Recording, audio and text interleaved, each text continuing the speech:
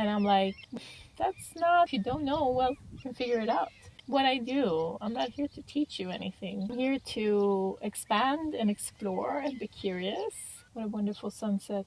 A lot to be truly grateful for. So I was thinking about how we expect, and by expectation I mean even the people who say, oh, I don't have any expectations, you still have some expectations. There's nothing wrong with having basic human expectations. It's part of being human and wanting to be in connection with other humans. But in dating, I think is very interesting the kind of expectations that we hold.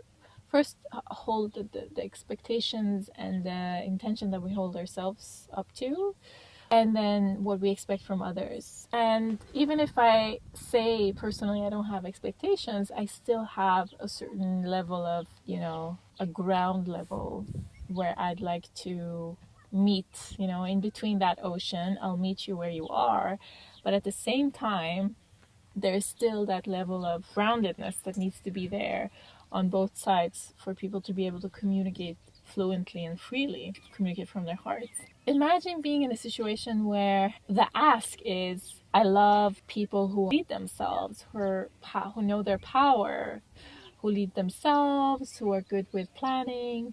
And then a little side note, if you've read David Deda's work, that's incredible. And then that person responds, but I want you to teach me about this, what this person is saying.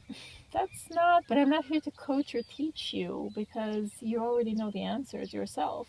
But what happened with being curious? If you're truly curious, why don't you search for that theme or the name of the book or the person and just see what you find? And you don't have to impress me or perform, but ask curious questions. Like, don't sit in expectation of anybody else teaching you something when the ask is, it's a plus if you've read or if you've studied this, it's like there's no expectation, but like it would be fun, and if you don't know, well, maybe you can figure it out.